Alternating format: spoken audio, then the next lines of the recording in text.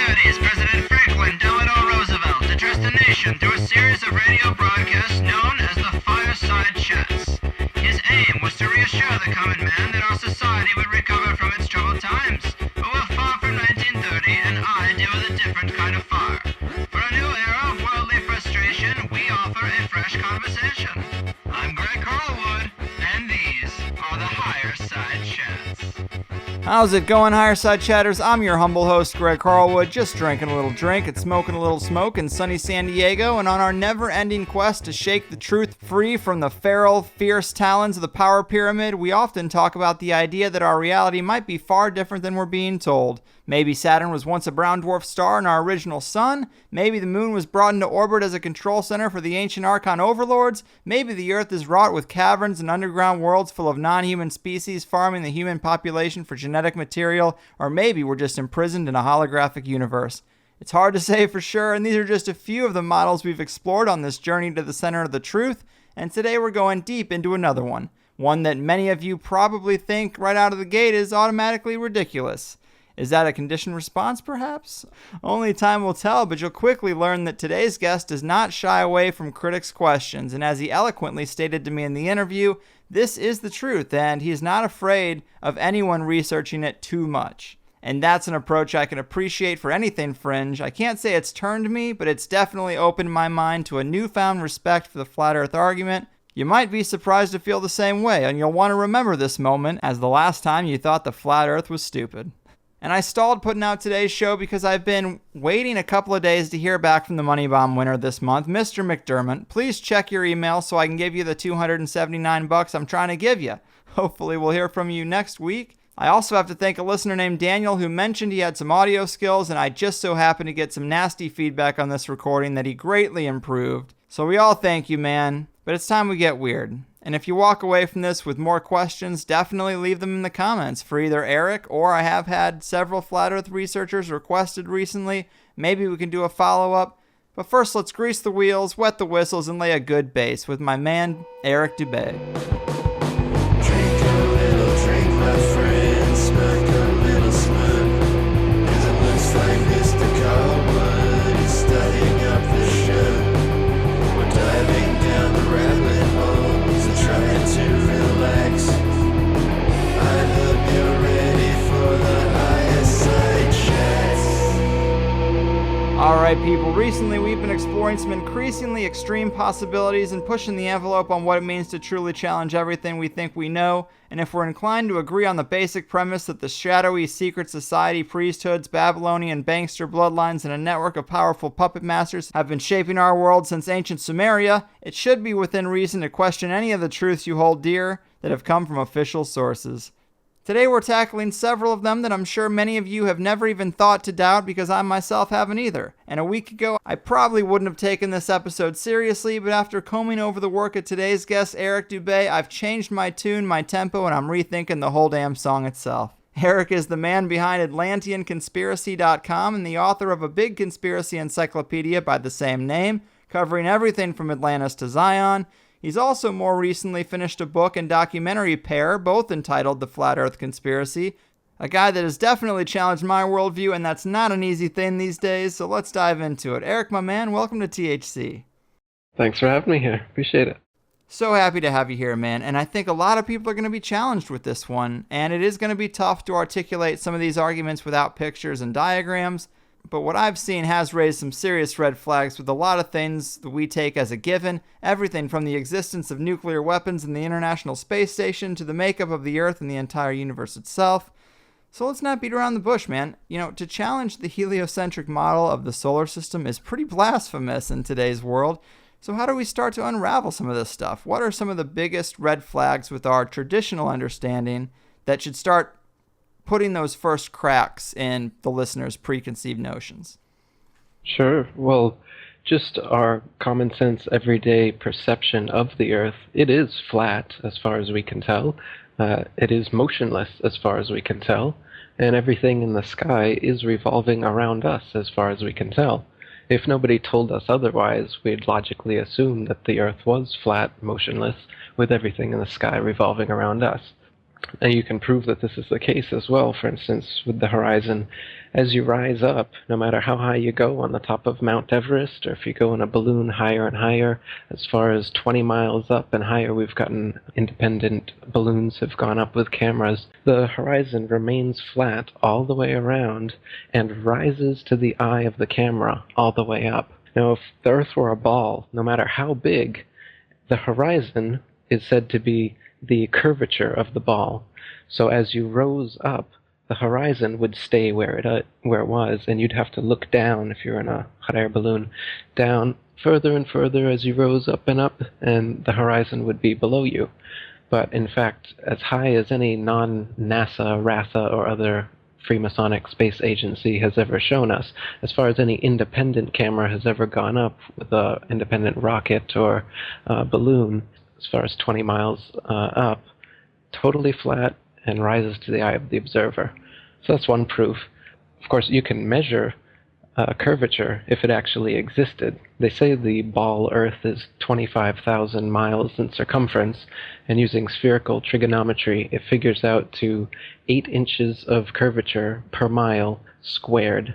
The mile is squared, so for 2 miles, it would be 2 times 2, 4 times 8 inches, 32 inches. And for the third mile, it's 3 squared, which is 3 times 3, 9 times 8 is 72.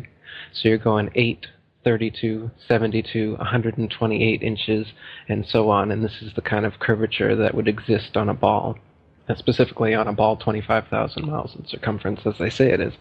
So you can check with theodolites and telescopes and different methods, lasers, to see if the Earth actually does have that curvature. And it's been tested over and over again and found to have no curvature whatsoever. So I mean, even if they had the number wrong and it was 100,000 miles in circumference, there would still be a calculable, measurable curvature that just isn't there. The only place curvature exists is in NASA photos and videos, and those can be proven to be CGI fakes, and the early ones were literally taken through a round window to make the Earth appear round. And that's it. It's just photo trickery and brainwashing that's got the world thinking that we're on a ball spinning around the sun with a magical force called gravity holding us on the underside of this spinning ball.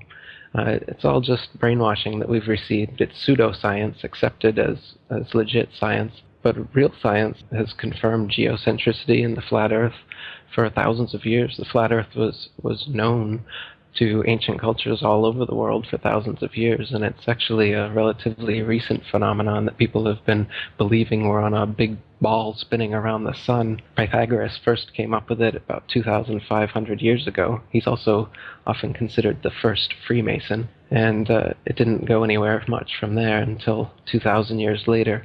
Copernicus picked up where he left off, another Jesuit Freemason, and he really picked things up, and Kepler and Galileo and Newton, and now Einstein and NASA, Sagan and Neil deGrasse Tyson, and all these people, they're all part of this Freemasonic club that is building a pseudo-scientific worldview to indoctrinate the slave class so that we can be propagandized into doing anything. This is basically the biggest thing you could possibly lie about. So the psychopaths who control society are interested in world domination. The best way to brainwash the whole world is to lie to the whole world about what the world is. What is the earth under your feet? What is in the sky above your head? Where did we come from? You know, it's now, this lie has now evolved into a Big Bang evolution, heliocentric spinning ball cosmology, when in reality, we're not a cosmic accidental sneeze, nothingness turned everything. This is quite obviously intelligently designed, this thing we're experiencing here, this life, this universe. I can't believe anyone in their right mind can look me in the eyes with a straight face and say, no man, it's all random. This is all just random. But people do. Yeah, right. I think you make a lot of great points, man, and I think the curvature argument is pretty damn strong. And I pulled this off your website in the comments section because, to your credit, you spend a lot of time writing thorough answers to questions and responses to critics, and that's where a lot of my questions got answered. And so here's a little more detail about the curvature argument from your site. It seems like lighthouses are one great example. This first one you have is the Isle of Wight Lighthouse in England. It's 180 feet high and can be seen up to 42 miles away, a distance at which modern astronomers say the light should fall 996 feet below the line of sight. Why can you still see it? And then you have several other good examples in the lighthouse department, but another one worth mentioning that people be familiar with is the Statue of Liberty. It stands 326 feet above sea level, and on a clear day can be seen as far as 60 miles away. Now, if the Earth was a globe at the dimensions that they give us, that would put Lady Liberty at an impossible 2,074 feet below the horizon. These examples seem hard to rectify unless there's some obvious answer that I'm missing, but I would say this is a pretty compelling thread of evidence, my man. Yeah, the distance at which the light from lighthouses can be seen at sea is just way too far for the Earth to be a ball 25,000 miles in circumference. Another great example is the Notre Dame Antwerp spire, standing 403 feet high from the foot of the tower, with Strasbourg measuring 468 feet above sea level. And so with the aid of a telescope, ships can be seen on the horizon, and captains declare they can see the spire from an amazing 150 miles away. If the Earth were a globe, however, at that distance, the spire should be an entire mile, 5,280 feet below the horizon. So there's a lot of examples like this where you've got a whole mile, say, that the light should be below the horizon. You should not be able to see it. And even light refraction that the naysayers try to bring up can't account for it, as it can only account for 1/12 of whatever the original distance is. So, the light at which lighthouses can be seen at sea, as well as the fact that canals, tunnels, and railroads are never built with curvature in mind whatsoever. It's not necessary. And if there were, then their plans would be off, in fact. I've got quotes in my book from railroad engineers and canal builders saying how it's hard enough for railroads to make curves horizontally, let alone if we were on a ball and railroads would have to be curving up on the ball. And they give examples of different railroads over the Earth and how long they are and how much curvature they'd have to be ascending, and how it would be so impossible for the trains to be able to go up this curve, because trains are made to be on a level. They just can't operate that way. So there's a lot of proofs like that. You mentioned Neil deGrasse Tyson, and one compelling thing you have in your documentary is Neil deGrasse Tyson is on TV and he's talking about the shape of the Earth, and he's talking about how they just discovered now that the Earth is more pear-shaped than it is round. And I'm thinking, well, we've been seeing pictures of the Earth from space and it's a perfect circle. So either you don't know what you're talking about or those pictures aren't real. This is a serious disconnect that's hard to rectify, Neil. Absolutely, yeah. And they've said that it's a sphere, and then they've said that it's an oblate spheroid flattened at the poles, so it's kind of like smushed. And now, more recently, they're saying it's an oblate spheroid flattened at the poles with a bulge in the south, so it's kind of pear-shaped. So they keep changing it, but you're right, the pictures that they've given us, they show a perfect circle. They don't show any sort of bulge or oblateness as they claim exists. And people say, oh, well, it's just not enough to be seen. But they're claiming it's quite a bit. He said it's the amount of Everest above sea level is how much more oblate it is, supposedly. Right, you would think that would show up in the pictures. Now, a lot of people's first question is going to be, well, where's the edge? And I was surprised to see how easy that is to rectify, but I'm sure you get that a lot. How do you tell people when they come at you with, well, where's the edge? Why aren't people sailing off the edge or whatever? So in the flat Earth model, the North Pole is in the middle, and the Earth is a disk shape, and the Antarctica is all the way around, holding the oceans in. And so it's a fact, if you're at the North Pole and you go south, no matter which actually, it doesn't matter where you are. If you go south, eventually you're going to end up in Antarctica. But on the ball model, it's just a little ice continent underneath the ball. Yet in this model, it's all the way around you, holding the oceans in. As for whether there's an edge beyond the Antarctic ice plateau, this wall that holds everything in is about 100 to 200 feet tall, and once you climb up on the ice wall, it's a plateau of snow that just goes on and on and on. And the public and myself are ignorant at the moment as to whether there is an edge at some point, whether there'd be a barrier, a dome, as many ancient cultures have said there is, or whether it's an infinite flat plain and it's just snow, ice, wind, and darkness forever. So that's still a mystery, how the ice actually terminates. But it is a fact that if you travel south from anywhere on Earth, you will end up at the Antarctic ice wall. The lie is that there's a South Pole, and they've put a ceremonial red and white barbershop pole with a ball Earth on top of it at an arbitrary point along the Antarctic ice. And they even admit that it's not the actual South Pole, and they have this complex model how the North and South Poles on the ball Earth are constantly moving because of the nature of the molten magnetic core of the ball Earth they claim exists. But the real reason is they have guided tours there to the South Pole, and if you took a compass and you stood at their ceremonial pole, you should be able to walk in a circle and north would be in every direction. But of course that wouldn't happen, and so they'd have to answer to all these tourists every year as to why the South Pole clearly isn't the South Pole. And they even admit it, you can see on YouTube, and they give their complex answer as to why it's always moving and you can never really find it. Same with the North Pole. In fact, if you watch North Pole documentaries, they always claim they're at the North Pole, but they're only showing a Garmin with 90 degrees north latitude. They never pull out a compass to actually check if they're at the North Pole. They're just on some ice somewhere, could be anywhere on Earth, and then they're like 3 feet, 2 feet, 1 feet, we're at the North Pole. It's just some random ice, nothingness. So yeah, it's easy to lie about these things. And these no man's lands, the North Pole and the Antarctica, they don't allow us to independently explore them.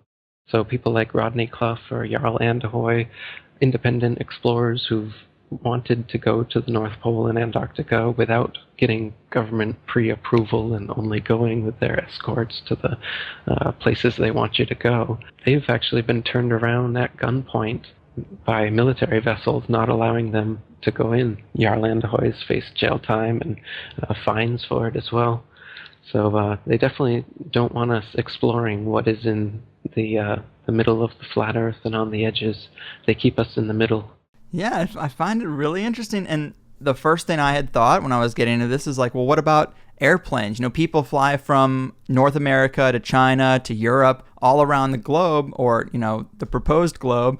And this is easy to rectify with the model you laid out with the North Pole in the center. When you fly, if you think about the rings on a bullseye, you can fly around it can make it seem like you're going around a ball, but you're really just going around in a circular pattern on a flat plane.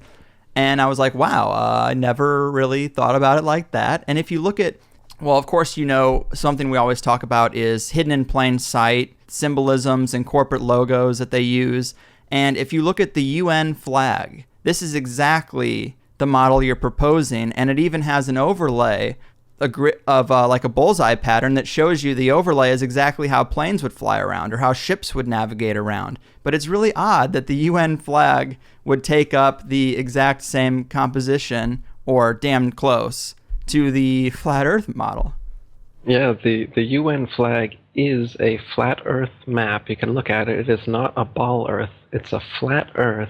And the bullseye you're talking about that's over it, if you count the number of holes they've got there in the bullseye, there's exactly 33. So what they've got is a flat Earth divided into 33 sections. And I'm sure you're aware that 33 is a significant occult number, especially among the Freemasons, who are the ones in charge of this whole deception, as I said, from all the way back to Pythagoras, the first Freemason who thought up this ball Earth theory, through Copernicus and Galileo and Newton and right up to today, Neil deGrasse Tyson, etc. So the Freemasons in the UN, the Freemasons in NASA, these are the people who are doing this, and they put their symbology right out there by having the UN flag be a flat Earth divided into 33 sections right in our face. And meanwhile they laugh about the flat Earth. It's got to be the most ridiculed position ever. And you got to think there's a reason for that. Why is the concept of flat Earth or being a flat earther so ridiculed? I have a flat Earth comedy special I made, and you can see Obama saying over and over again the flat Earth, ridiculing them, making jokes about them in his speeches. And I mean, these aren't just off-the-cuff remarks. These are things that are being written into his speeches. So why are they doing this? Why are they making sure that people know that the flat Earth is something to be ridiculed? I agree with you on that. I thought that was pretty hair-raising because typical people have to assume that the model of the Earth is as so rock solid that the flat Earth idea is so far past that it isn't even on the radar. It shouldn't even be worth mentioning, considering conventional science. So it is rather odd that that is Obama's go-to. Like, he's talking about how he wants to create progress, and he's like, we can't have every debate. We don't have time for the Flat Earth Society. And everybody cheers like, yeah, we don't need to have that fundamental of a debate. And it just struck me as kind of spooky. Yeah, definitely. So you've mentioned these Masons, Copernicus, Kepler, Galileo, Newton, all the way up to Armstrong, Aldrin, and Neil deGrasse Tyson. So, I mean, if they're holding this secret, this would be the biggest secret possible. So are you putting Freemasons at the very top layer of this power pyramid? No. The Freemasons seem to be the foot soldiers who do all the dirty work. But they're definitely part of a grander scheme involving the Vatican and Jesuits and world royalty and other secret societies. So there's definitely a big network. I don't know. I think people like to kind of debate semantics about the tippy top of the capstone of the pyramid, and I don't know that there even is such a thing, or if we would ever get to it from the outside. But I think it's definitely, world royalty, the Vatican, the Freemasons, and the whole secret society network of, Bohemian Grove and Skull and Bones and all these other organizations. They're all interlinked in some ways through the whole corporate, banking, military, industrial structure. The thing's pretty well interwoven. Every country is a tax farm. There's nowhere on earth you can go to get away from paying taxes and obeying government laws, right? So, they make it sound like America and Russia are sworn enemies, or North Korea or Iran or whatever. They're always giving us boogeymen, but the real boogeymen are all the governments and the people who work for governments. They're all mafia organizations in the sense that they couldn't exist and wouldn't exist if it wasn't for the violence and coercion they use to steal tax money from their populations. Whether it's a democracy, socialism, communism, fascism, every ism involves taxation, forced stealing money from the population to fund the bureaucracy that continues stealing money and writing laws and imprisoning the population, and then making more money off of imprisoning the population, as they do in America with the private prisons, and profiting off the inmates' labor and whatnot. So they've got a big profit margin going here for this scheme, and it's really well interconnected. And to debate about the tippy top all the time, as many conspiracists like to do, I think it's more important to just see that this is a huge network, and it encapsulates literally everything that the conspiracy encyclopedia, has. Yeah. Great points, man. I don't think anyone would disagree with that here. You talked about Antarctica, of course, and people going there and getting turned away at gunpoint. But what about, say, the early explorers? Do we get any indication that the composition is the way you've described from the early explorers who tried to get down there or tried to sail around Antarctica or anything like that? Yeah, the early sailors that went to the Antarctic, like James Clark and Captain Cook, they spent years trying to find an inlet into the Antarctic ice. On the ball model, it's supposed to be only about 12,000 miles around the Antarctic ice continent, but on the flat Earth map, it would be much bigger than that. And in reality, when you sail around it, as I said, it takes 3 or 4 years, and they weren't going in a straight line, but they were chartering 50 or 60,000 miles around as they were trying to find an inlet into the ice wall, never able to find one. Yeah, and you also have, and this is another quote that I pulled off your site, a guy named William Carpenter. He says, "Yes, but we can circumnavigate the South easily enough," is often said by those who don't know. The British ship Challenger recently completed the circuit of the southern region indirectly, to be sure, but she was 3 years about it and traversed nearly 69,000 miles, a stretch long enough to have taken her 6 times around the globular hypothesis. Which is interesting because you can then visualize someone trying to get around this island they have in their head, this big island of ice, this big continent of ice, this idea they have in their head, and they're trying to get around it by just going the same direction. And if you picture it in the flat Earth model, you can visualize how they would just be bumping into the edge all the way around until they got back to kind of their starting point, and then they'd go back up north and be like where they were. And to them, they think they went around a big continent, but they did exactly the opposite and went on the inside of a giant edge. And I thought that quote was pretty interesting. Yeah, another thing those early explorers found is that they were always outside of their reckoning every day as far as how far they should have traveled on their maps. So they were an average of 12 to 16 miles, sometimes as much as 29 miles out of reckoning. Lieutenant Charles Wilkes, commander of the United States Navy exploration expedition to the Antarctic in 1838, spent almost 4 years going around, and he was writing in his journal how every day he was sometimes up to 20 miles in less than 18 hours out of reckoning. And so they always have to chalk it up to water currents or some sort of thing like this, but they're consistently out of their reckoning because the flat Earth, of course, is much bigger in the southern so-called hemisphere than the ball Earth would be.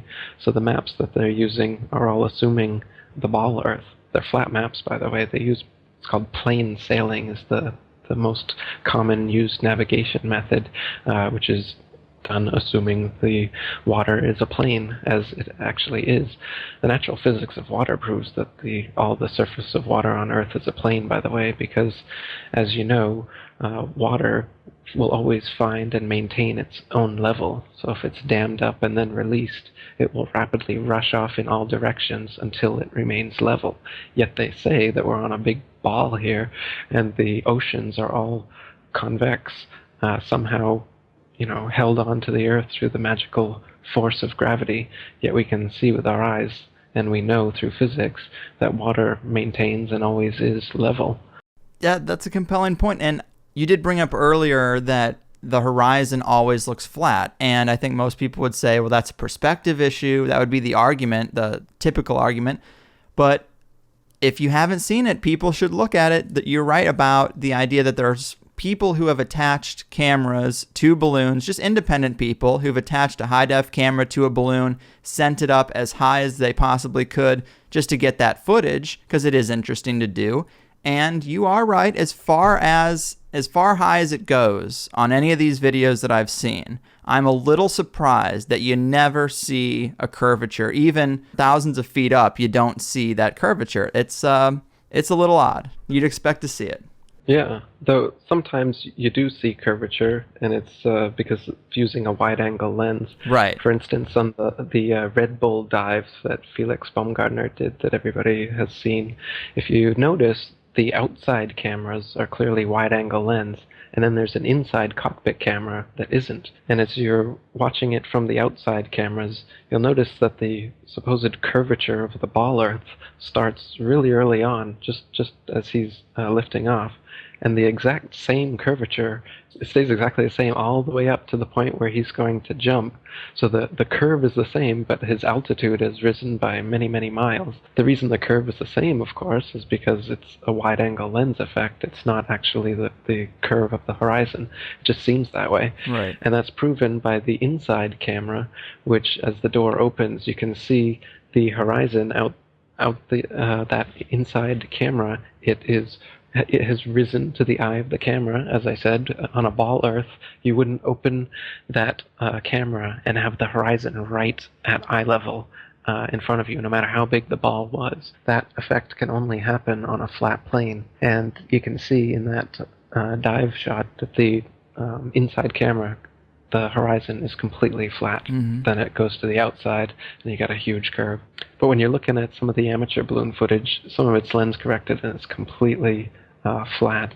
And others, like the GoPro stuff, the horizon will fluctuate as the camera spins and tilts. The horizon will go convex and concave, but whenever it's still, it will level off at completely level. And you can see that the convex and concave the images are just a lens effect. It's obviously not the horizon shifting every 2 seconds as the camera jumps. Yeah. And when it's still, you can see all the way up, totally flat. Yeah, I have a GoPro, so I'm very familiar with that fisheye lens, which, yeah, that's not going to be reliable for what we're trying to look at. And another thing about that guy who does the jump from the upper atmosphere, when he lands, he does a Masonic hand symbol. So he very well could just be another pawn in the game to create the illusion. I thought that was pretty interesting. Let's see. Another big issue that people are going to have is we're told we have tens of thousands of satellites orbiting the Earth for GPS systems, cell phones, military radar, navigational equipment. How do we rectify that? Yeah. Well, and they also say that there's an International Space Station out there, and there's a Hubble telescope floating out there taking wonderful CGI Photoshop pictures that they send us back with their amazing 400-mile outer space internet connection to the Hubble Space Telescope. And now the internet space connection has gone to over 1 million miles with the new Rosetta mission. Have you seen that one? Mm-hmm. The CGI Photoshop pictures from that are just wonderful and well worth the billions of dollars we're spending to get them. Yeah, so the illusion is that there's a space station and satellites and telescopes just floating out there in infinite space. But you and I know that no matter how high you go, you come right back down. Whatever goes up must come down. The illusion is that at some point, if you go high enough, this gravity they claim exists that pulls you back down to the Earth, suddenly just you pop out of it and into the vacuum of space.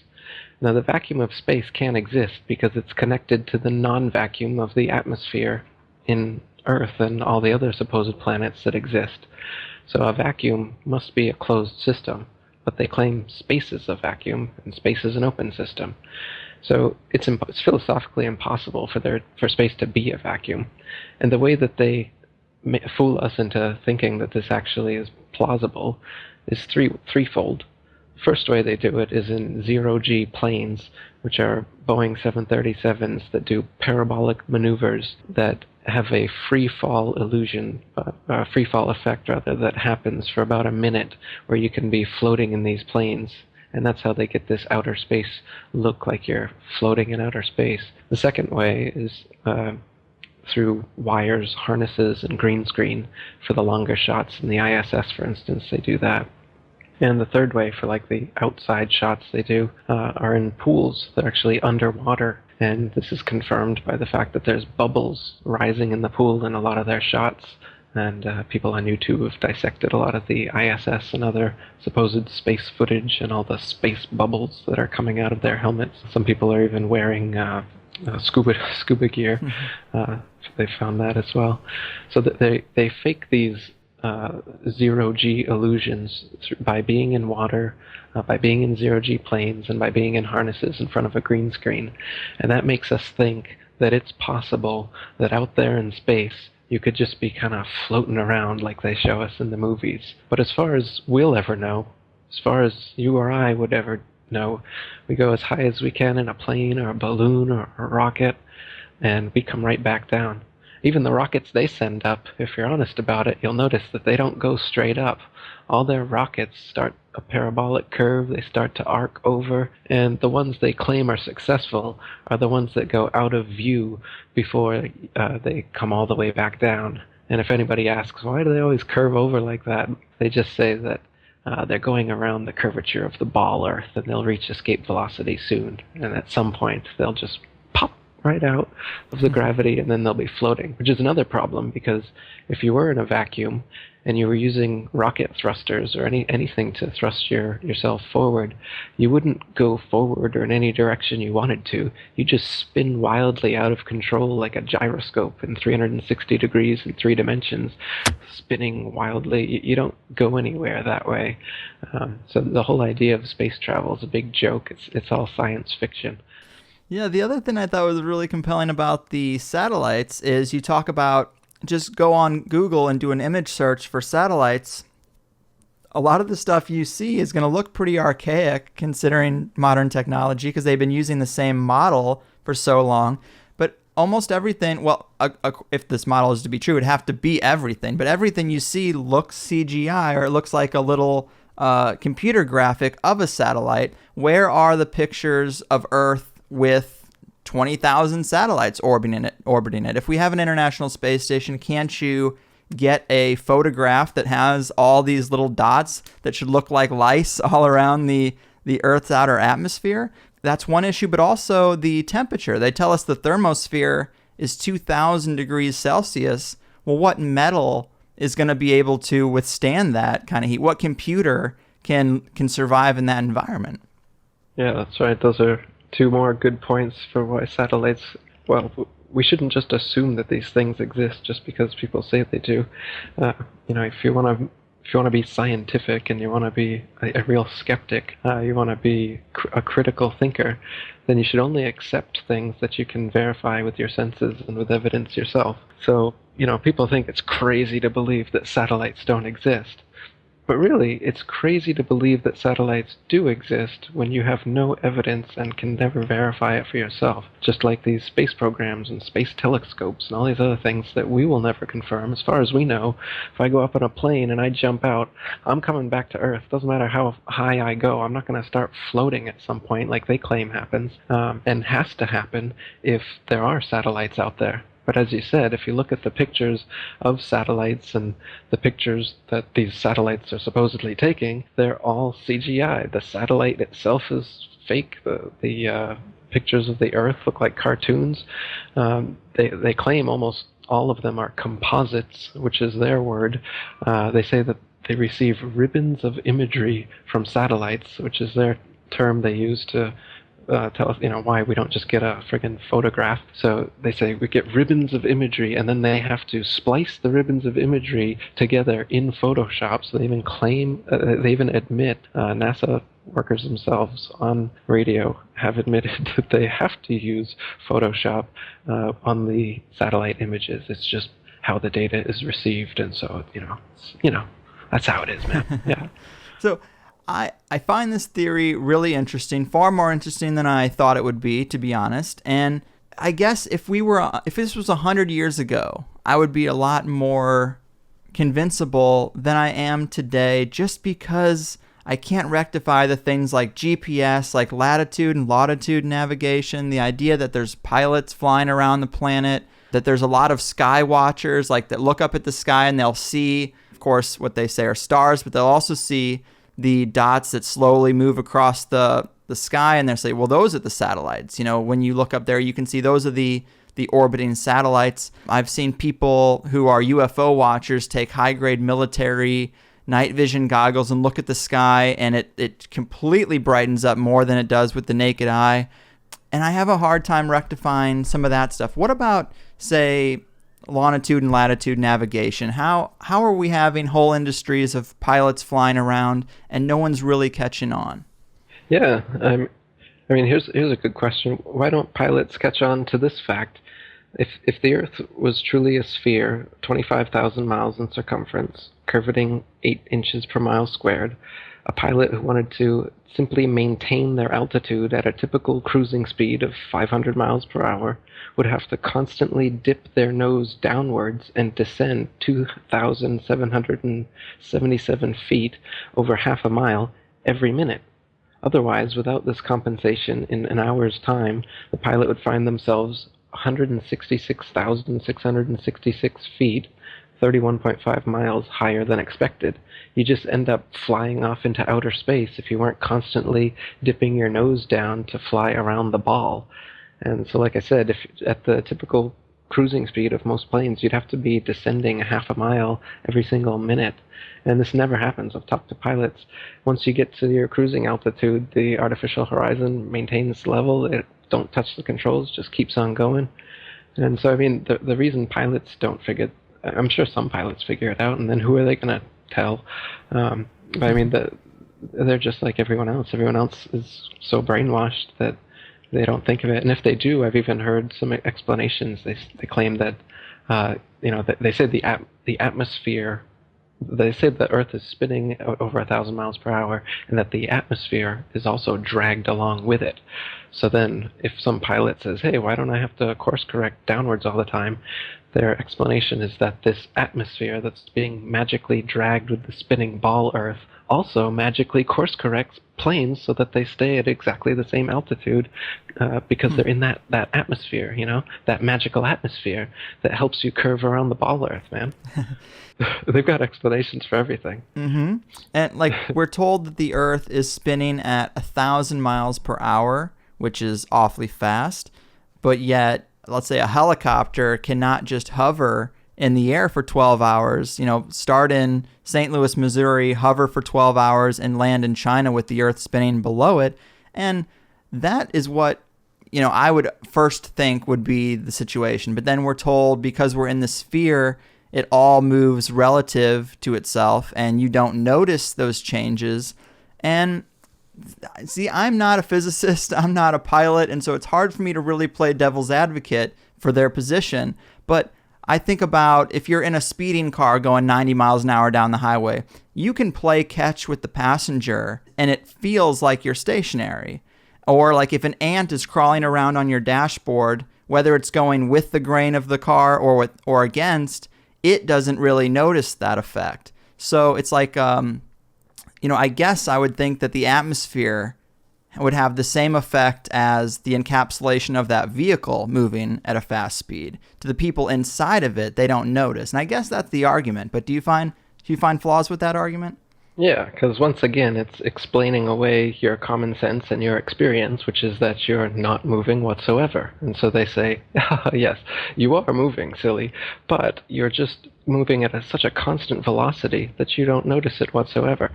Now, even if you're in the best Rolls Royce over the best tar, smoothly going, you close your eyes, I can still tell I'm moving, and that's not going 1,000 miles per hour. That's just going 50 or whatever we're talking about here. Even in an elevator, just an elevator going up, I can feel that. I have a really sensitive stomach, so I mean, I can tell, and I get sick if I'm doing some sort of motion that's anything on par with what the Earth is supposedly doing. And so isn't that weird that just because it's a perfect constant velocity that my stomach's able to handle that, but just a little bit of a elevator malfunction and then I'm ready to, So these things don't make any sense. They just want to explain away your common sense with these kind of arguments. And like you said, if you were in a helicopter, you should be able to just go up, wait for the ball Earth to spin underneath you and land at your destination. But of course, the atmosphere spins with the ball Earth, so that doesn't happen. But we can prove that that's not the case either, because now we have airplanes which you can go easterly or westerly, and if the Earth and the atmosphere are spinning 1,000 miles per hour east all the time, as they say, then a westbound plane should be, an eastbound plane should never reach its destination if it was going 500 miles per hour and the Earth is spinning and the atmosphere is spinning 1,000 miles, your destination should come up behind you before you ever reach it, right? And then destinations going the opposite way are going to take far, far longer than they do. You can check flight times, and they're always within a half hour, a couple hours, no matter what direction you're going to or from. But if the Earth was actually spinning at the rate that they say it was, flight times would be totally different. It makes sense, but yet I've been taught from an early age not to trust myself because they've got it on lock, so I just assume that the physics all kind of works out. But I know there are people who go to school for physics. They study it for years and years, and it's just odd that none of them ever catch on to it. That I guess that guys like Newton created this entire fake science around a fake model, and yet all the math checks out. That's a little hard for me to rectify. Well, they're counting on that. That's why they've got all these huge formulas and calculations for gravity and whatnot that are based on nothing. So they've got a weight for the ball Earth, all based on their gravity calculations, and you can Wikipedia it, and you'll see pages of mathematic language that makes no sense to 99.9% of the population, but apparently the math works out, so it's real, right? So it's just another way, just like the CGI images or whatever. Some people are fooled by the images, some people are fooled by the math, some people are fooled by this or that. They've got many different ways to get us in their grips. Like you said, the whole education system is teaching us not to believe our senses. Like the model they show, the ball Earth model with a crust on the outside and the outer mantle and the inner mantle and the outer core and the inner core. Guess what? They've only ever dug 8 miles down into the crust, so they don't even know what's beneath that. It took them almost 30 years to get there, and they couldn't get any further in the Russian Kola Ultra Deep, it's called. So it's all speculation as to these layers of the ball Earth they claim exist, and it's the inner layer of molten magnetic core, whatever they claim, creates the magnetism of the Earth. And so this is another funny thing.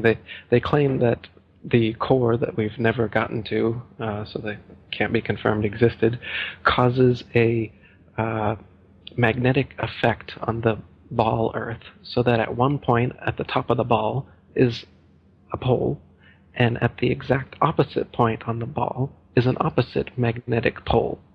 But this doesn't exist anywhere in nature. You can't find a sphere, and at one point on the magnetic sphere, it will cause another magnetic sphere to stick to it in that little point, and then push away from the opposite point. It doesn't exist like that. Only bar magnets can do that.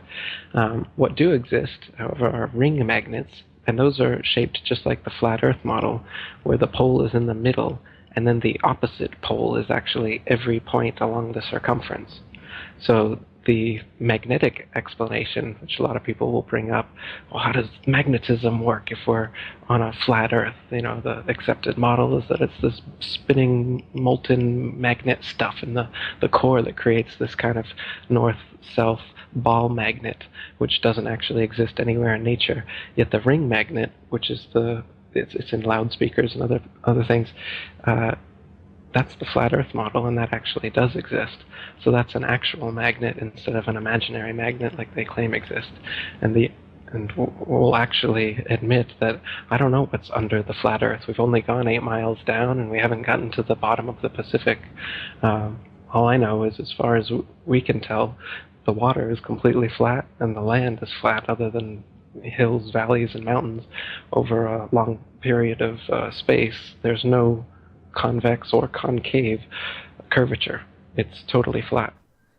Yeah, and I guess you could say science is designed exactly how economics and taxes are designed. The increasing complexity makes it so the average individual just has to trust the experts. You can follow it to a certain point, but then most people say, well, that's a little bit beyond me, but there's experts out there. They know what they're doing. I'm sure that this fractional reserve banking system, this debt-based system of rule is just fine.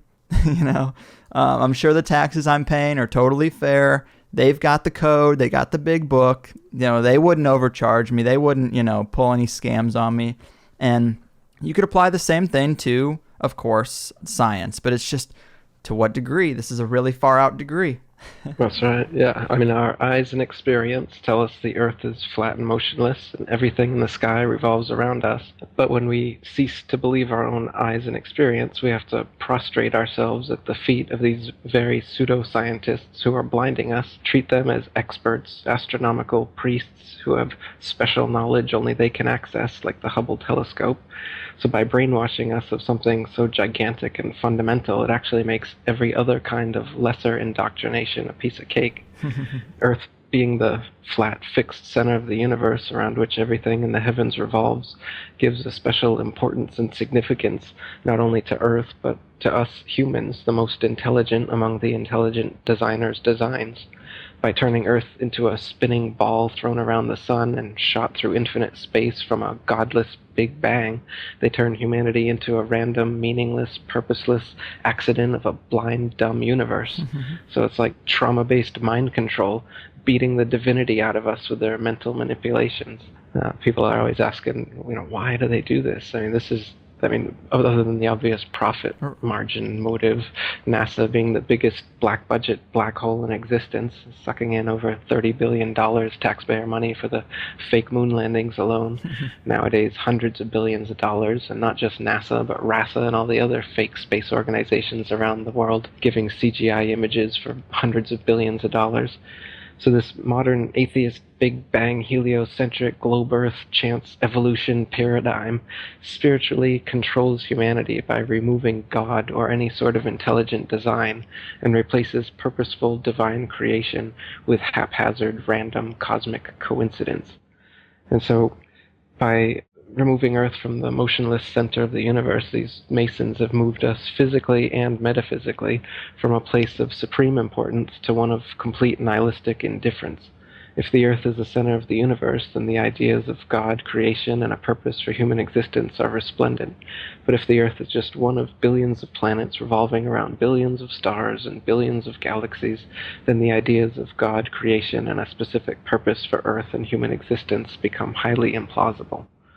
So by surreptitiously indoctrinating us into their scientific materialist sun worship, not only do we lose faith in anything beyond the material, we gain absolute faith in materiality, superficiality, status, selfishness, hedonism, and consumerism.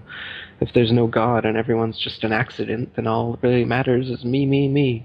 So they've turned Madonna, the mother of God, into the material girl living in a material world. Their rich, powerful corporations with their slick sun cult logos sell us idols to worship, slowly taking over the world while we tacitly believe their science, vote for their politicians, buy their products, listen to their music, watch their movies, all sacrificing our souls at the altar of materialism.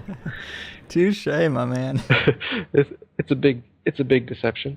I'd say it's the biggest cover-up and conspiracy in history.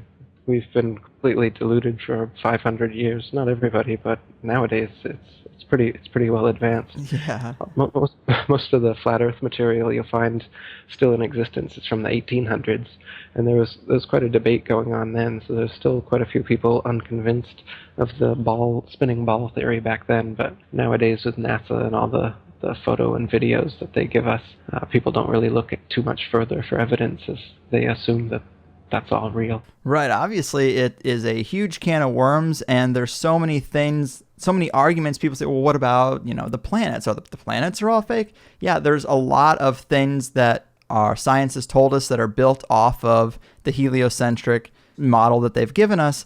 And I think that if there's any unanswered questions by the time we're done here, if people go online and take their question and they look it up on either the comment section of your website, or I was very surprised to see how many people really are questioning the heliocentric model online. I thought it would be far less, but if you take the question you may have and you ask it to the so-called experts on the idea, they will have an answer for you. And I guess I would say challenge yourself to try to stump one. Challenge yourself to try to come up with something that they can't explain, and then say it's bullshit. But until then, maybe you should keep an open mind.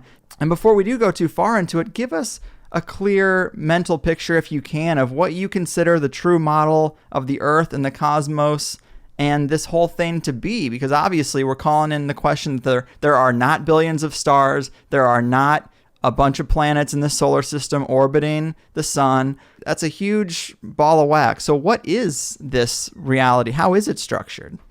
So if you look up at the sky with your eyes or with a telescope, you can't tell the difference between a star and a planet. The planets were always known as wandering stars, and the regular stars as fixed stars for thousands of years. Nowadays, they claim that planets are Earth-like spherical terra firma that you can walk on up there in outer space.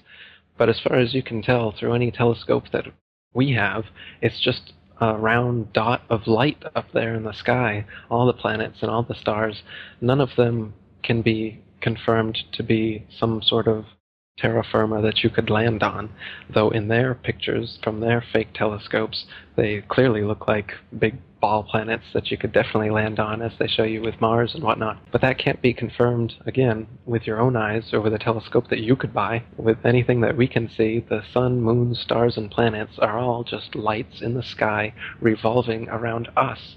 They claim that we revolve around the sun, and the moon revolves around us, and the stars are actually distant suns trillions upon trillions of miles away. Now, this wasn't always that way. They've actually been reverse engineering these explanations as they go along, because geocentric flat earthers throughout the centuries have come up with good objections, such as Tycho Brahe's objection that if the Earth is a ball spinning around the sun, in 6 months' time we should be 200 million miles on the other side of the sun.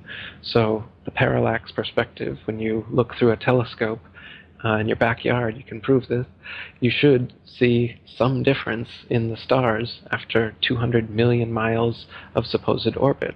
But you can't see any whatsoever. So what heliocentrists have been saying since then is that the stars are actually, the nearest star is 25 trillion miles away, 4.2 light years. They came up with a sci-fi term to make it seem plausible.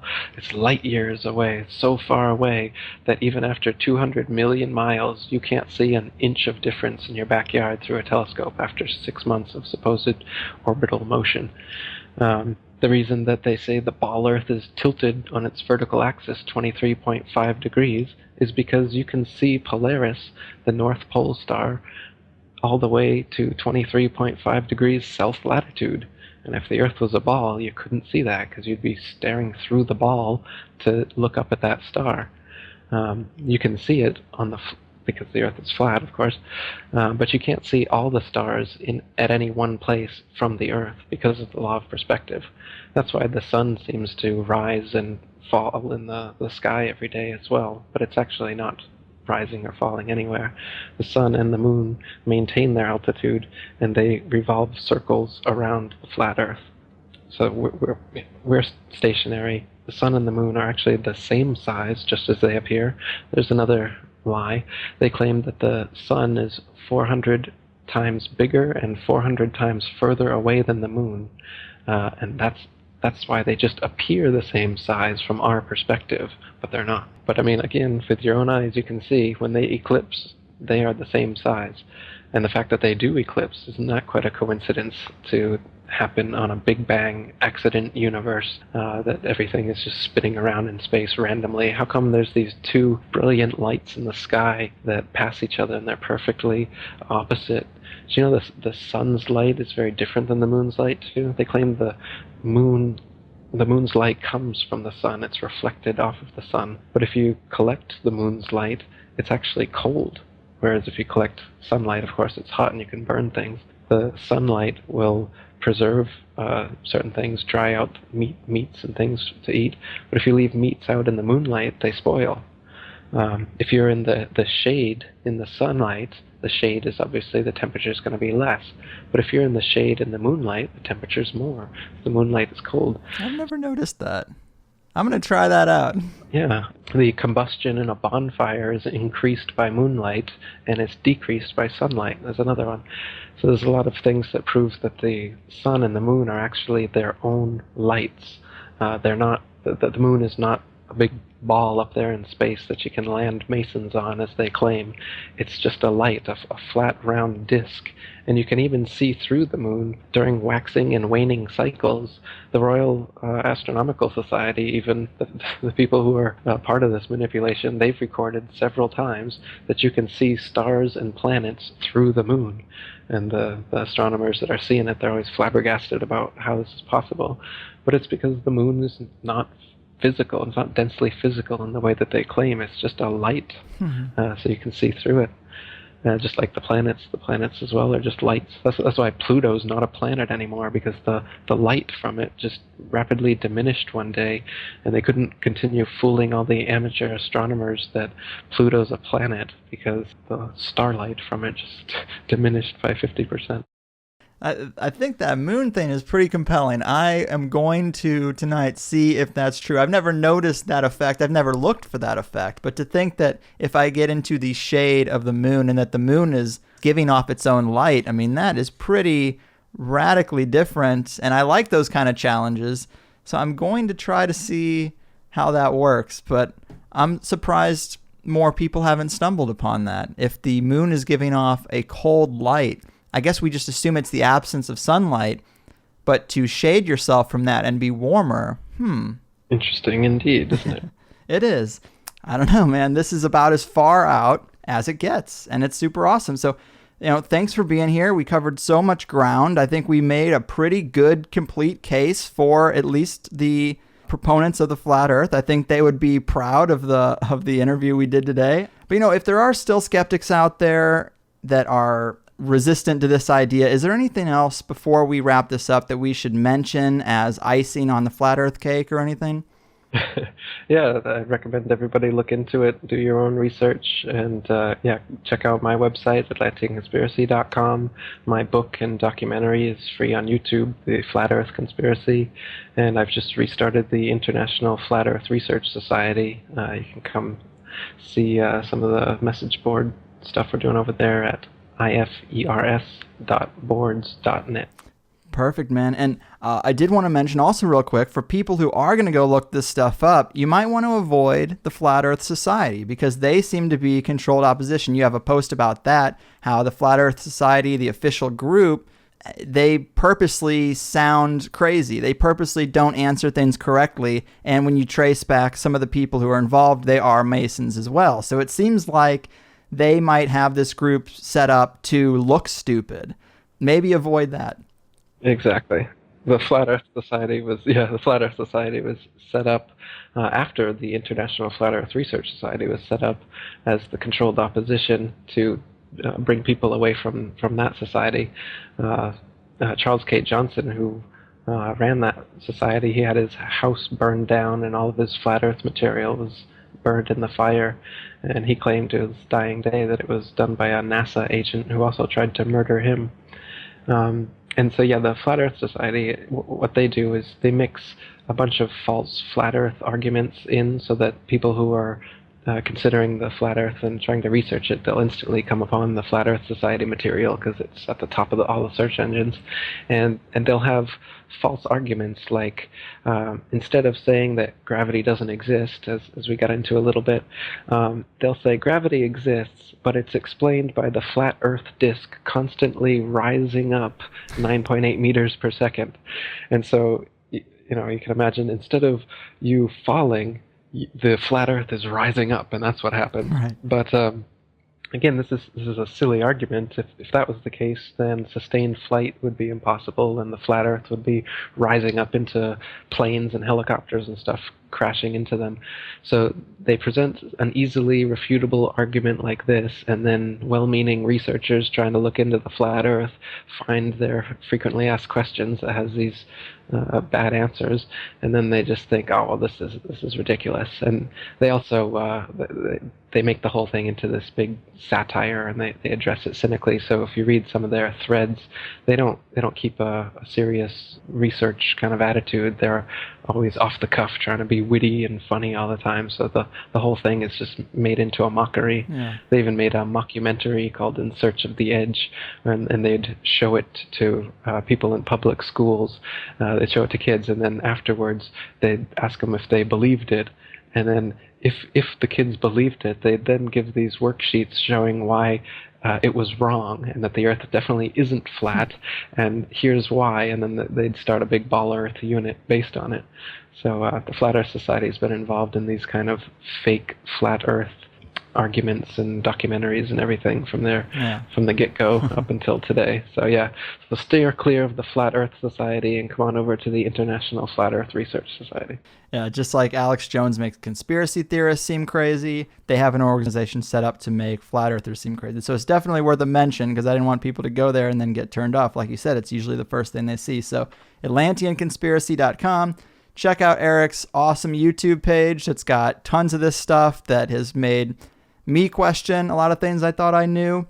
But thanks so much, man. You really have changed my impression of flat earthers, even if I might not have become one myself quite yet overnight.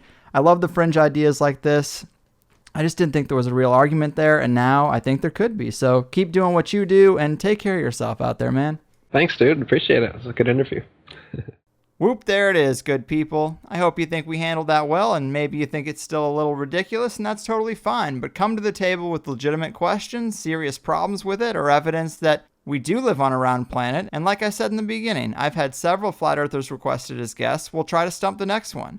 I really can't believe I did a flat earth show, but I am glad we did. You know, if you missed the plus portion, of course we get deeper with Eric into some of these arguments, Hollywood's role in shaping our spatial perceptions, the evidence in time-lapse photography of the stars, the story of Matthew Boylan, an ex-NASA hyper-realist artist who worked for NASA's CGI division and is now a whistleblower for the flat earth, Eric's spiritual views on what this 3D reality really is, or how the hollow earth might fit in, or some other ideas like a powerful magnetic mountain at the North Pole, ancient explorers' accounts, and ancient maps, some of my favorite anecdotal evidence for alternative Earth models.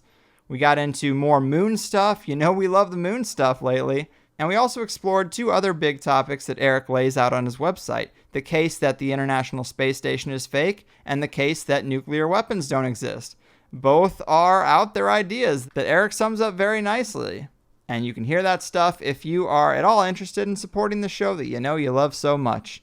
Last show, you might remember me mentioning working with Crow a bit more, or hiring him to do some writing if we had a few more signups for the bonus hour, and we did. Enough that I would say working with Crow is something that the great majority of people would like to see. So I've used the money from the increase in signups to hire Crow to write a 10-piece series about his developments on a whole host of ideas and the Hattie Bow research. And that is going to be free for anyone to read on both the paid or the free website. So both the highersidechats.com and the highersidechatsplus.com. Some people still don't notice that there is a distinction between URLs for the free show and the paid one, but there is.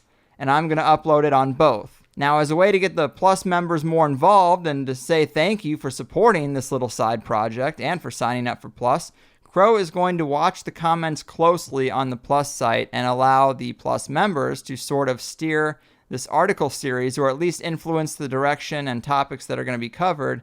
This really is just for you guys, and the first one is up now to read and share, so please share those, because I'm not a guy who does this click rate stuff or has any ads on my website. So I'm literally just paying him to write this for us because I think it will be interesting.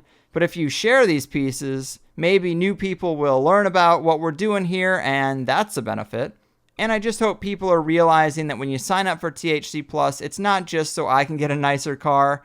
Again, this month, I've been able to give away some money to a listener, about $300. Now I'm able to break off another researcher that is having his mainstream writing gig stifled. And I have a lot of creative ideas, and I use the money to facilitate those things. And again, I'm really hoping to go on this expedition to some ancient sites on the other side of the world with one of my favorite researchers and document the whole experience for Plus members. There's a good chance that's going to happen at the end of the summer, but it's all about the signups. And I feel like I'm going to be able to use the money to make the show better, branch out into some special projects, and help some people out. And I don't see a lot of other shows using their funds in the same way. And this is pretty much the best show that there is, so it's a win-win-win. But there we have it for today. I think Eric made a great case, and I think this is a good example of how a show should go on something that I'm still on the fence about. Respectful questions, thoughtful answers.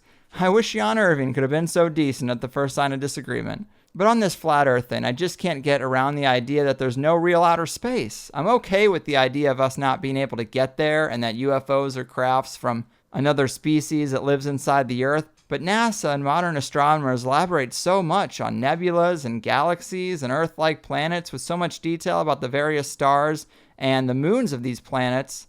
I mean, why go there? Why go into such detail? Why even send a rover to Mars? Just keep telling us you can't. I have a hard time accepting that there's no space for some of those reasons. Why make the lie so complex when you could get caught on any of those details? But over time, maybe I'll change my mind on that too. People want me to do a show on the concave Earth theory, and we can do that. I don't have to buy every idea we explore, but I'm going to have the same issue with that one. I just have a hard time believing everything about space is a lie. Not that it isn't possible. Now, to close this out is a great song by my man Ralph Buckley, who sent me this earlier in the year, and I think it's very appropriate for the times THC is going through. So I've done my part in the great cosmic play this week. Your move, Guardians of the Great Magnetic Mountain of Middle-earth. Your frickin' move. Don't you think it's sad to see your sky is falling down? It's such a drag to know your king has broke his crown. He fell off the wall, so heed the call, the king is dead. Long live the king that brought him out and he wet the bed. But you're so illuminating, intellectually fascinating. But can't you see it's all fading now? And I'm not so sure the moon is not a spaceship. Yeah, it's a spaceship.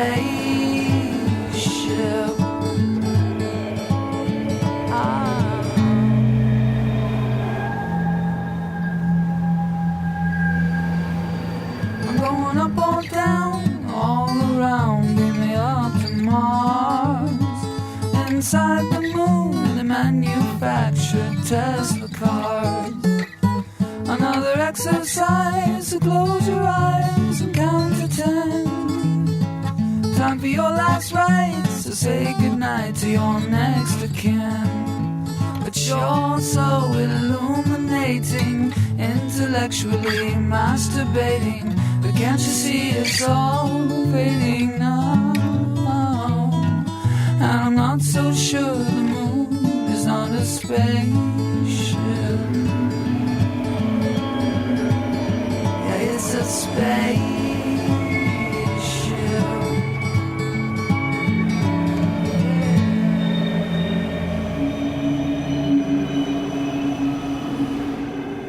On my eternal soul, load the bowl, don't be a mooch. Oh, don't you worry about him when he stole your pen, he fucked the pooch. You know it's not so bad to see the sky falling down.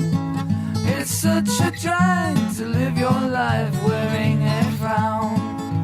But you're so illuminating, intellectually masturbating. But can't you see it's all fading now? And I'm not so sure the moon is not a spaceship. Yeah, it's a spaceship.